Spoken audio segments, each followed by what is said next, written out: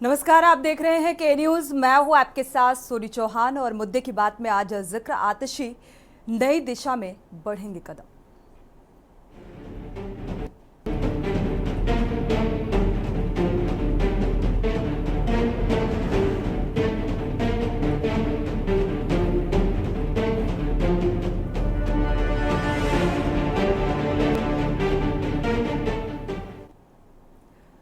दिल्ली की 8वीं मुख्यमंत्री आतिशी ने शनिवार को शपथ ली थी और आज वो कार्यभार संभालेंगी। आतिशी ने केजरीवाल सरकार में अपने पास मौजूद 13 विभागों को बनाए रखा है, जिनमें शिक्षा, राजस्व, वित्त, बिजली और पीडब्ल्यूडी आदि प्रमुख रूप से शामिल हैं। वहीं आज कैबिनेट की बैठक में भी बुलाए जाने के आसार नजर आ रहे हैं। आतिशी दिल्ली की तीसरी महिला सीएम भी हैं और वहीं आम आदमी पार्टी की नेता आतिशी ने 2 दिन पहले यानी कि 21 सितंबर को मुख्यमंत्री पद शपथ ली थी। आज दिल्ली की नई सीएम आतिशी सचिवालय पहुंचकर मुख्यमंत्री पद की जिम्मेदारी संभालेंगी और इसके साथ ही वो आज ही कैबिनेट की बैठक बुलाकर कई अहम फैसले भी ले सकती हैं।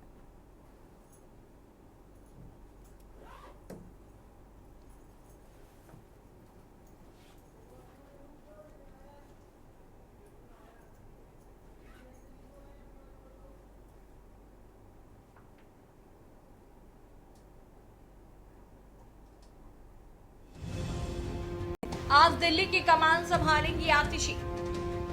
नई सीएम आतिशी आज सोमवार को दिल्ली की कमान संभालेंगी। इसके साथ ही आज कैबिनेट की बैठक भी बुलाई जा सकती है। बताया जा रहा है कि कैबिनेट की बैठक में मुख्यमंत्री आतिशी कई अहम फैसले ले सकती है। इसके अलावा दिल्ली विधानसभा का सत्र बुलाने को लेकर भी चर्चा की जा सकती है। दिल्ली विधानसभा का सत्र 26 और 27 सितंबर को बुलाया जा सकता है। आतिशी का राजनीतिक सफर। आतिशी ने केजरीवाल सरकार में अपने पास मौजूद 13 विभागों को बरकरार रखा है, जिनमें शिक्षा, राजस्व, वित्त, बिजली और पीडब्ल्यूडी आदि प्रमुख रूप से शामिल हैं। इनके साथ ही उनकी कैबिनेट के अंतर मंत्री भी कार्यभार संभालेंगे। कई बैठकें कर सकती है सीएम आतिशी। पहले ही दिन से आतिशी द्वारा लगातार बैठकों का दौर शुरू किए जाने की संभावना है। आज या कल कैबिनेट की बैठक भी बुलाए जाने के आसार हैं। आतिशी की अध्यक्षता वाली नई कैबिनेट के पास लंबित परियोजनाओं, योजनाओं और अगले साल फरवरी में दिल्ली में होने जा रहे विधानसभा चुनाव को देखते हुए अगले कुछ महीनों में शुरू की जाने वाली नए पहलों की एक लंबी सूची है।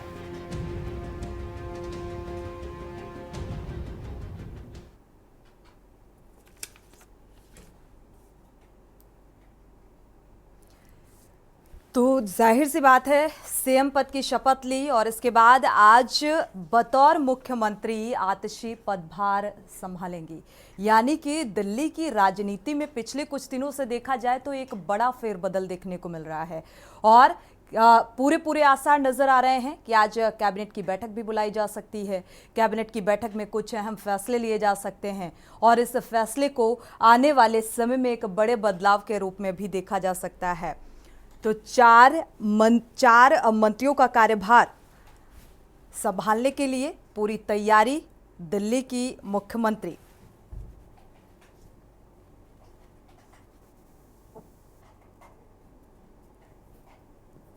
और इसी को लेकर चर्चा की शुरुआत करेंगे। आम आदमी से संजीव निगम जी हमारे साथ जुड़े हुए हैं चर्चा में। आपका बहुत बहुत स्वागत है। दिल्ली से अखिलेश सिंह संवाददाता जुड़े हुए हैं ज़्यादा जानकारी के साथ। अखिलेश का रुख करेंगे पहले।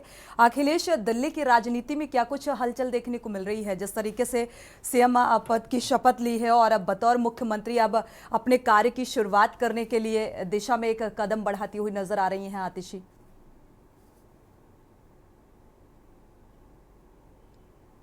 दिल्ली में एक नई सरकार का गठन हो चुका है।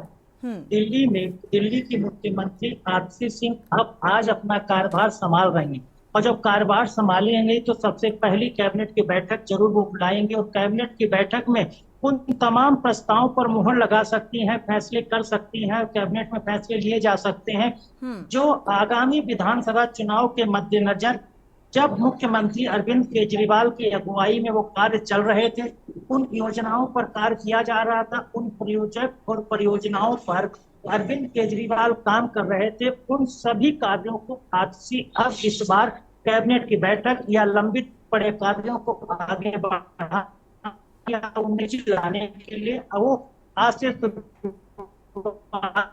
कर देंगी। हालांकि कार्यभार उन्होंने भले ही नहीं संभाला हो, आतिशी के साथ लगातार बैठकों का दौर जारी था, सचिवालय जा अखिलेश, रहे आपकी हैं। आवाज क्लियर नहीं है, दोबारा से संपर्क करने की कोशिश करेंगे, आपका रुख करेंगे और जानेंगे कि आखिर जो कैबिनेट में कुछ अहम फैसलों का जिक्र हुआ है तो क्या लगता है कौन कौन से अहम फैसले लिए जा सकते हैं। हमारे साथ बीजेपी प्रवक्ता भी जुड़ चुके हैं। आपका बहुत बहुत स्वागत है आविरल मलिक जी। शुरुआत कर लेते हैं आप प्रवक्ता से, संजीव निगम जी से।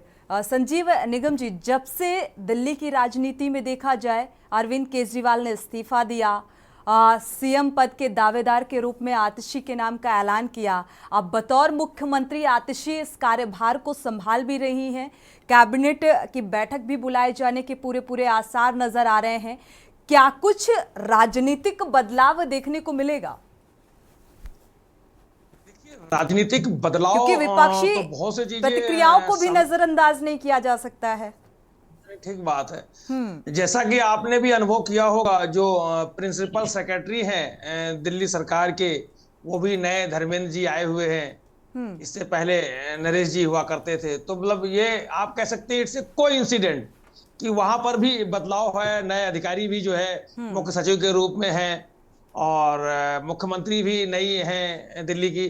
तो एक अच्छा बेहतर कोऑर्डिनेशन की हम सारे लोग उम्मीद करते हैं। किसी भी कारणवश, मैं उन कारणों पे नहीं जाना चाह रहा हूं, किसी भी कारणवश अगर पीछे के जो हमारे कामों में दिल्ली सरकार के अगर जो धीमे पड़ गए थे, वो मैं नए वातावरण में समझ रहा हूं, अंदाजा लगा रहा हूं, उनकी रफ्तार कई गुना तेज होगी, क्योंकि समय बहुत कम है। जो भी है उनमें तेज मिल बैठ करके विचार करके वो काम निपटाए जाएंगे। जैसा कि आप खुद बता रही हैं कि आज जो है अभी कैबिनेट की बैठक भी होगी जैसे पदभार संभालने के बाद, और निश्चित तौर से उनमें चर्चा होगी कैबिनेट में तमाम कौन कौन से बिंदु आगे रखने हैं, क्योंकि 26 और 27 को जो सेशन होगा विधानसभा का। और मैं जहां तक समझ पा रहा हूं, चूंकि पार्टी का प्रवक्ता हूं और इतने दिनों से पार्टी से ताल्लुकात रखता हूं, कि सबसे पहले जो योजना है, जो हमारी बहनों को, महिलाओं को दिल्ली सरकार ने मतलब वायदा किया था कि पहले कि हम उनको 1000 रुपए प्रति माह देंगे, उन सभी बहनों को जो कि 18 वर्ष से ऊपर की हैं और कोई लाभ नहीं ले रही, किसी सरकारी नौकरी में नहीं है या उनको कोई इनकम टैक्स वगैरह नहीं देती है, ऐसे सभी बहनों को हम वो देंगे।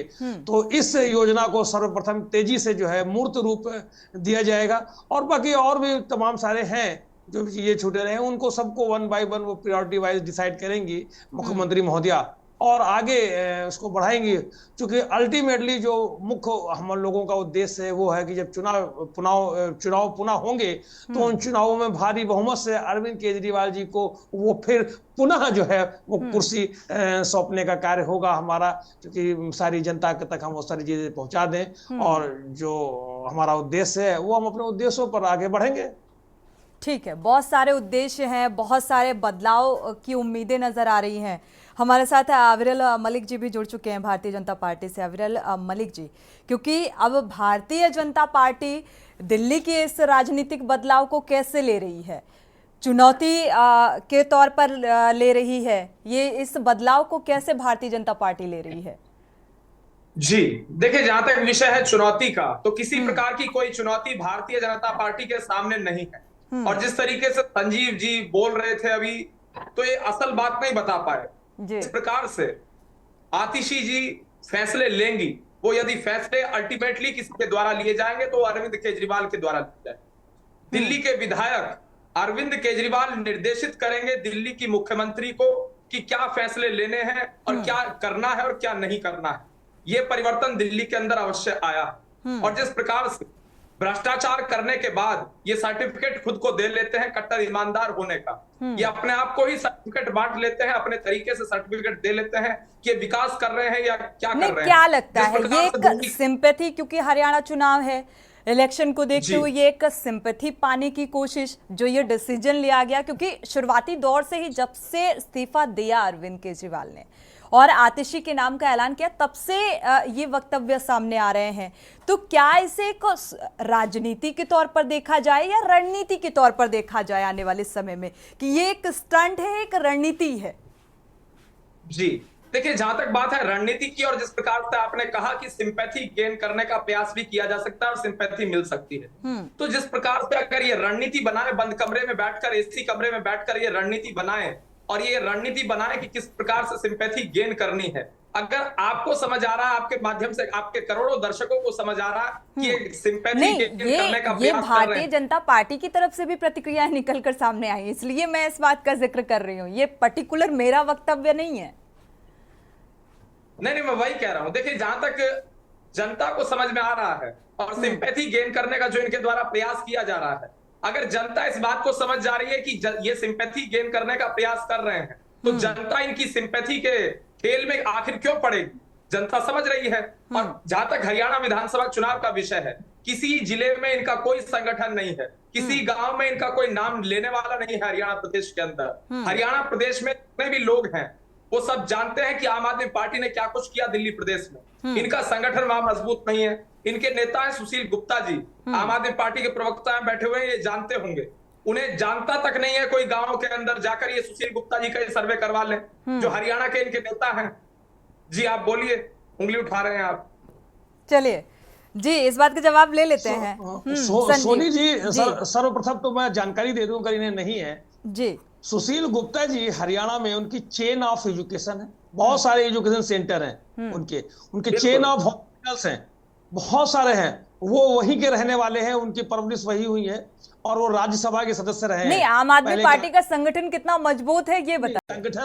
संगठन अभी अविरल मलिक जी का ये कहना है कि भाई वहां पर किसी भी संगठन में कोई मजबूती देखने को नहीं मिल रही है। मैं आपको जो दावे के साथ ये कह रहा हूं कि जो भी सरकार इस आगे बनेगी, भारतीय जनता पार्टी की तो बनने वाली है नहीं है, इसमें बिना आम आदमी पार्टी के सहयोग से सरकार नहीं बनेगी। ये बात आज मैं दावे के साथ कह सकता हूं, क्योंकि अरविंद केजरीवाल साहब जब से जो है अभी दो बार जा चुके हैं हरियाणा। अभी परसों नरसों भी गए थे शायद, वहां पर जो लगे हुए हैं पंजाब से, आपको पता कि आपके नेता जगाधारी आपके आम आदमी पार्टी के प्रवक्ता को यही नहीं पता। सारा सब कुछ है हमारी लिस्ट में, सब हम आपको भेज देंगे, सब हम आपको दिखा देंगे। ठीक है, तो वो पूरा 11 जो बचे हुए हैं 13 जिलों में उनके दौरे ऑलरेडी फिक्स हो चुके हैं कि यहाँ ये जाएंगे। संगठन मंत्री संदीप जी हैं जो कि राज्यसभा की तरफ से पूरा उनका सब बन चुका है। तो ये आप बिल्कुल उसमें न रहें कि जो है सरकार आपकी दोबारा से आने वाली है, क्योंकि जो आपने काम किया है भविष्यवाणी पहले से ही कर दी आपने। नहीं, भविष्यवाणी जो है, जो दावे के साथ कह रहा हूं, पीछे लोकसभा के चुनावों में आपने देख लिया, ये 10 सीटें हुआ करती थी, 10 में से इनकी आधी रह गई, 5 रह गई, हाफ हो गए, और अब ये साफ होने की कगार पर है, साफ होने की दिशा में है। कहां इनका बचा? जब आप काम करोगे, आप किसी के हुए, न पहलवानों के हुए, न नौजवानों के हुए, न खिलाड़ियों के हुए। जब आप किसी के हुए नहीं है और आप सवालिया निशान लगा देते हो, जो विनेश फोगाट जी हैं, जो प्लेयर है नेशनल, वो जाकर के किसी पार्टी में शामिल हो गए, आपकी पार्टी में आ जाती तो बड़ा अच्छा हो जाता। आपकी पार्टी में तमाम लोग आ गए। चलिए ठीक है, इस मसले पर भी आगे बात करेंगे। विशेष संवाददाता भी हमारे साथ जुड़े हुए हैं, आते हैं अविरल जी।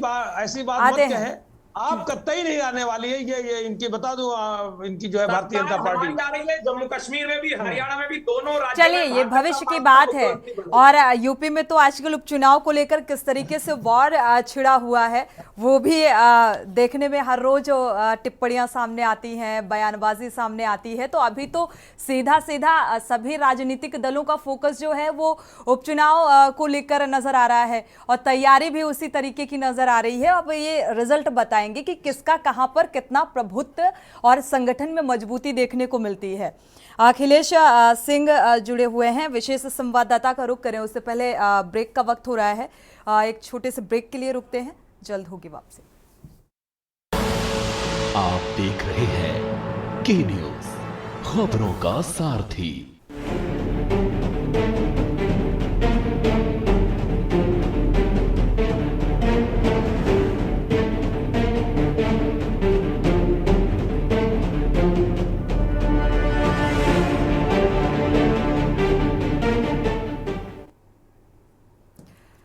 ब्रेक से वापस आ रहे हैं। नई दिशा में बढ़ते हुए कदम दिल्ली के नए सीएम के नजर आ रहे हैं और आज कैबिनेट की बैठक भी बुलाई जा सकती है, कई अहम फैसले भी लिए जा सकते हैं। इसको लेकर और ज्यादा जानकारी के साथ हमारे साथ विशेष संवाददाता जुड़े हुए हैं, अखिलेश सिंह का रुख कर लेते हैं। अखिलेश, देखा जाए तो आज क्या कुछ अहम फैसले लिए जा सकते हैं इस कैबिनेट की बैठक में?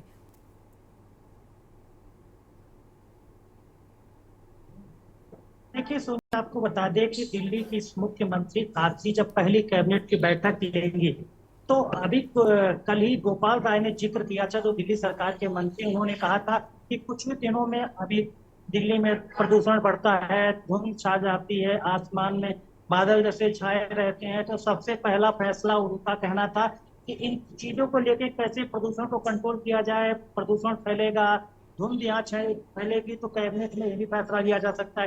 दूसरा, गोपाल जी को कह रहे थे कि इस सड़कों का जो दिक्कत आई थी उस पर कोई फैसला जरूरी नहीं लिया जा सका, कोई काम आगे नहीं बढ़ सका, तो अब जब आरसी जी मुख्यमंत्री को तो कैबिनेट की बैठक लेंगे तो इस पर फैसला किया जाएगा। जैसा कि अभी आम आदमी पार्टी प्रवक्ता संजीव निगम कह रहे थे कि जो दिल्ली की महिलाओं को पैसा देने के लिए जो योजना लाई गई थी उस पर भी फैसला लिया जाना, तो इसको भी कह सकते हैं कि तो अहम और बड़ा और चुनावी फैसला हो सकता है, जो आम आदमी पार्टी के बहुत काम आएगा जब चुनाव प्रचार में पार्टी उतरेगी। इसके अलावा है शिक्षा के क्षेत्र में भी है, तमाम ऐसे हैं जो योजनाएं हैं जिनको अभी तक रोक के रखा गया था, जिन पर काम नहीं हो पाता। वो फाइल एलजी तक यहाँ गई थी या फिर एलजी के यहाँ से पास होकर आई तो सरकार में रुकती हुई, या फिर फाइल यहाँ से गई तो वापस नहीं हो पाई क्योंकि मुख्यमंत्री के सिग्नेचर हो पाए थे। तो तमाम ऐसे मुद्दे हैं और तमाम ऐसी परियोजनाएं, काम है जो दिल्ली सरकार के लटके हुए हैं। अब सवाल उठेगा कि जब दिल्ली सरकार की मुख्यमंत्री आरसी की तरफ से ताबड़तोड़ फैसले लिए जाएंगे, फाइलों को सिग्नेचर किए जाएंगे, वो फाइलें एलजी तक पहुंचाई जाएंगी। अब एलजी कितनी जल्दी मुहर लगाते हैं, यहाँ पर भी एक राजनीति देखने को मिलेगी। अगर अब फाइलें लटकती हैं, उनमें देरी होती है, तो दिल्ली सरकार भी अग्रेसिव नजर आएगी। और खासकर तापसी वैसे भी अग्रेसिव रहती हैं, तो बोलने में भी, अपनी बात रखने में भी, और सरकार जब होगी तो फिर एलजी को भी घेरने में आगे नजर आएंगी। तो सवाल यही है कि बिल्कुल अखिलेश, यहाँ पर देखा जाए कई अहम जो विभाग हैं उनकी जिम्मेदारी को भी संभालती हुई आतिशी नजर आ रही हैं, और अब आतिशी सरकार से भी काफी उम्मीदें, लेकिन जिस तरीके से पार्टी का वक्तव्य सामने आता है, बयान सामने आता है कि एक रोबोटिक है मुख्यमंत्री, यानी कि अरविंद केजरीवाल जो कहेंगे उसी हिसाब से कार्य को आगे बढ़ाया जाएगा। हरियाणा की राजनीति को लेकर अगर बात की जाए, यहाँ पर जैसे अविरल मलिक जी कह रहे थे कि आम आदमी पार्टी की कहीं भी संगठन में मजबूती देखने को नहीं मिल रही है, तो जमीनी स्तर पर क्या कुछ देख पा रहे हैं? देखिए सोनी, मैं दोनों सवालों का जवाब दूंगा। पहले तो आपको बता दूं कि आम आदमी पार्टी के संगठन या कुछ नहीं, जैसी भी बातें भाजपा की तरफ से कही जा रही। अब आपको पता है कि जब पहली बार आम आदमी पार्टी दिल्ली में उतर रही थी तब भी उनको किसी ने सीरियस नहीं लिया था। चुनाव लड़े, पहली बार लड़े, दूसरी बार लड़े, तीसरी बार लड़े। उसके बाद जब गुजरात आम आदमी पार्टी गई, वो तो भारतीय जनता पार्टी का सबसे मजबूत कड़ माना जाता है, प्रधानमंत्री नरेंद्र मोदी का गृह प्रदेश माना जाता है। वहां पर भी आम आदमी पार्टी ने दमदारी से चुनाव लड़ा और विधायक उनके वहां पर जीतते। गोवा में भी आम आदमी पार्टी लड़ी, वहां भी जीती। पंजाब में तो सूत्रा साफ करके आम आदमी पार्टी सरकार बनाई।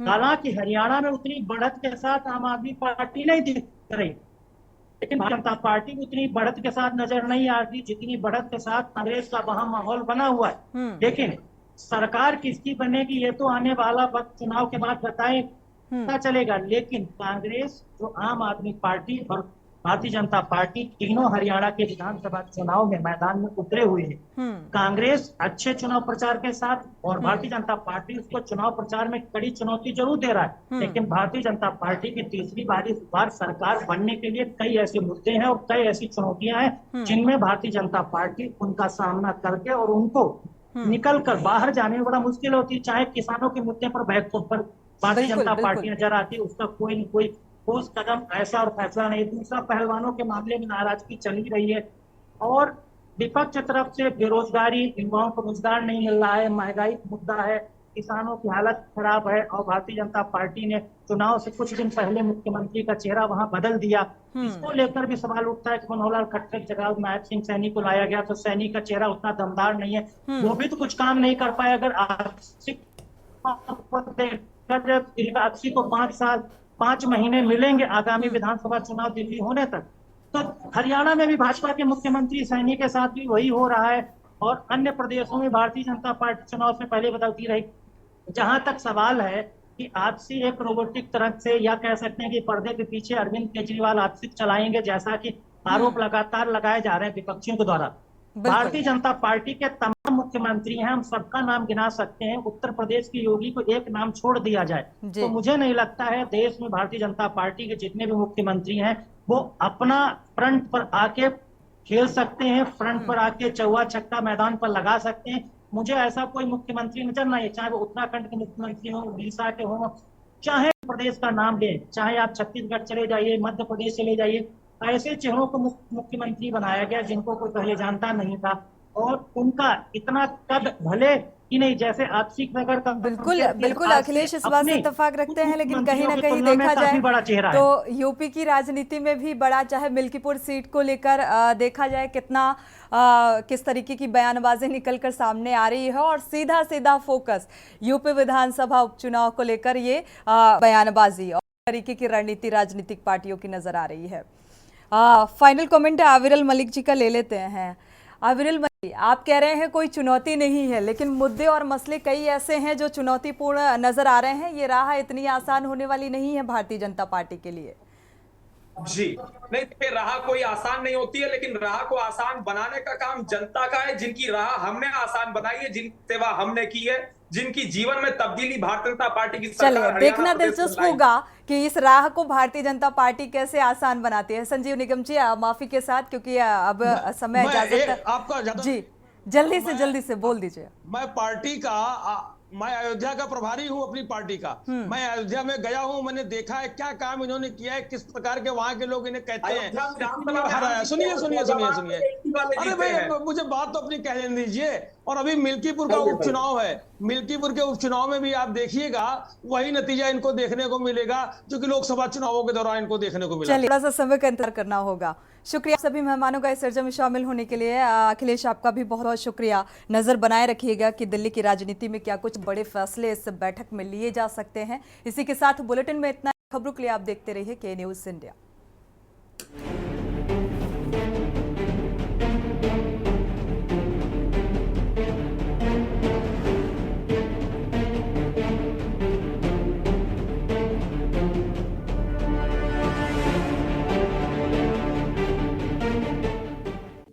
इस कार्यक्रम के आयोजक हैं समय बदला पर स्वाद न बदला, महक सिल्वर मेरा दिलबर। आप देख रहे हैं के न्यूज़, खबरों का सारथी।